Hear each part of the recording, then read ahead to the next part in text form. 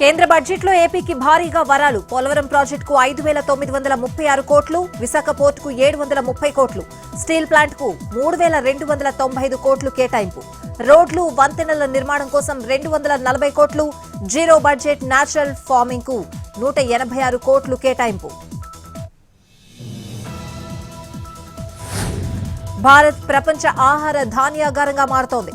6 రంగాలకు ప్రాధాన్యత ఇచ్చామన్న నిర్మలా సీతారామన్. ఆదాయ పన్నులో సంస్కరణలు తీసుకొచ్చామని వ్యాఖ్యలు. 12 లక్షల లోపు ఆదాయం ఉన్న ఉద్యోగులకు ఊరట కల్పించామని వెల్లడి. బీహార్ ఎన్నికల కోసమే కేంద్ర బడ్జెట్ ప్రవేశపెట్టారు. ప్రజలను ఇది నిరాశపరిచిందన్న చిదంబరం. కీలక రంగాలకు కేటాయింపులు తక్కువ చేశారు. బడ్జెట్లో చెప్పినట్టు కార్యాచరణలో లేదన్న మాజీ కేంద్ర మంత్రి చిదంబరం.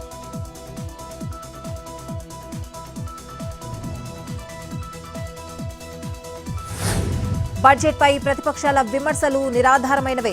ఆదాయ పన్ను విషయంలో మధ్యతరగతి ప్రజలకు ఊరట కల్పించారన్న పీయూష్ గోయల్. పేదల పట్ల కేజ్రీవాల్, సోనియా, రాహుల్ అసంతృప్తిగా ఉన్నారని ప్రశ్నించిన కేంద్ర మంత్రి. బడ్జెట్లో రైతులకు వరాల జల్లు. స్వావలంబన భారత్ కోసమే బడ్జెట్ రూపొందించారన్న శివరాజ్ సింగ్ చౌహాన్. అన్నదాతలకు, వ్యవసాయానికి ప్రాధాన్యత ఇచ్చామని వ్యాఖ్యలు. కిసాన్ క్రెడిట్ కార్డులతో రైతులు 5 లక్షలు పొందొచ్చన్న కేంద్ర మంత్రి.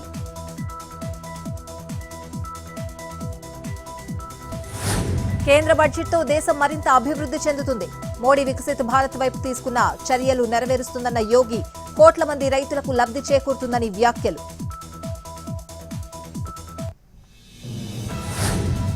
కేసీఆర్ కొడితే ఎలా ఉంటుందో రాహుల్, సోనియా గాంధీలకు తెలుసు. రేవంత్ వారిని అడిగితే తెలుస్తుందన్న కేటీఆర్. ఇచ్చిన హామీలు అమలు చేయలేదని ఆగ్రహం.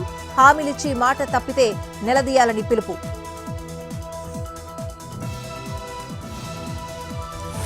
గుంటూరు స్టాండింగ్ కమిటీ ఎన్నికల్లో వైసీపీ కార్పొరేటర్లను కొంటున్నారు. పార్టీ మారాలని ఒత్తిడి చేస్తున్నారన్న అంబటి రాంబాబు. కాంగ్రెస్ కూలిపోవాలని తాము అనుకోవడం లేదు. వారు చేస్తున్న పనుల పట్ల ప్రజల్లోనే వ్యతిరేకత పెరుగుతుందన్న కిషన్ రెడ్డి. 5 ఏళ్ల తర్వాత వారే ఓడిపోతారని కేంద్ర మంత్రి జోస్యం.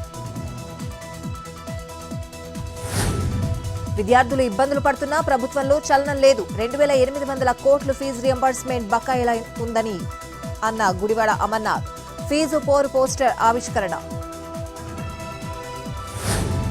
శ్రీశైలం జలాశయంలో కనీస మట్టానికి దిగువకు చేరిన నీరు. 854 అడుగుల కంటే తక్కువగా నీటి నిల్వ. అనకాపల్లి జిల్లా అచ్యుతాపురం సెజ్లో మహిళా కార్మికుల ఆందోళన. ఆదిస్థాన్ అపెరల్ పార్క్లో జీతాలు పెంచాలని డిమాండ్. అరగంట సమయం తగ్గించాలని నిరసన. కంపెనీ వద్ద మోహరించిన పోలీసులు.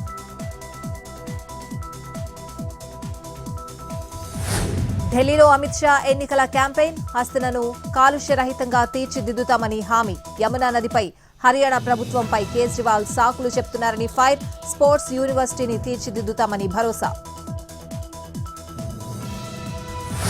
ప్రయాగ్రాజ్లో వైభవంగా కుంభమేళా. ఇవాళ హాజరైన 77 దేశాల దౌత్యవేత్తలు. త్రివేణి సంగమంలో పుణ్య స్నానాలు ఆచరించిన విదేశీయులు.